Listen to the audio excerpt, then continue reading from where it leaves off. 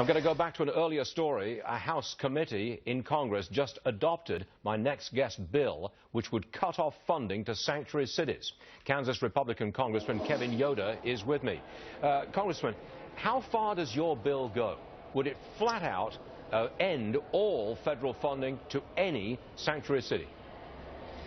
Thanks, Stuart. I appreciate you having me on the show. Yesterday, the House Appropriations Committee took up the Department of Homeland Security annual appropriations bill. And in that legislation, I offered an amendment that would cut state and local grants that come from Washington, D.C. to cities that are determined to be sanctuary cities under the act that we put forward.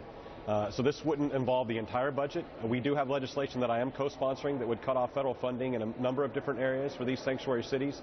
And Stuart, the point we're making here is, we can't force a sheriff to pick up the phone and call somebody necessarily, but we don't have to have American taxpayers supporting these sanctuary cities that refuse to cooperate with immigration officials when they're requesting to have someone deported. Let's go right at it, Congressman, and let's not beat about the bush here.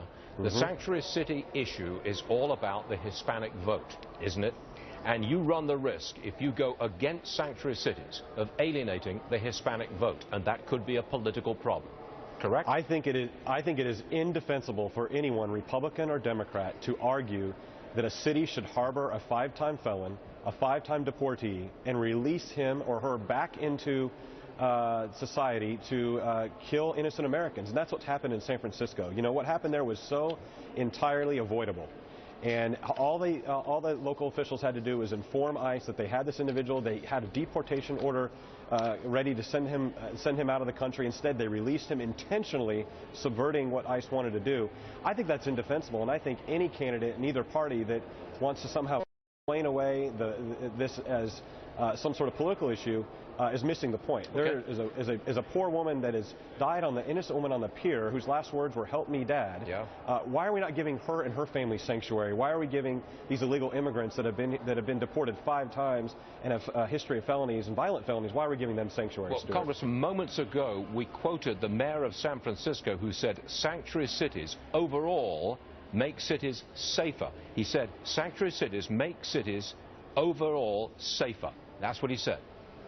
So in 2014, these sanctuary cities released 8,000 criminals back into society here in the United States, disregarding the immigration orders coming from ICE.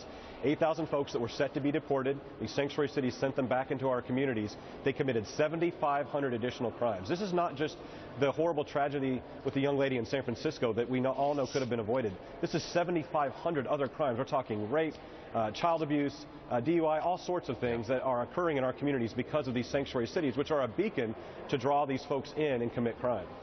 Congressman Kevin Yoder, thanks for joining us, sir. We do appreciate it. Thanks for having me on, Stuart. Yep.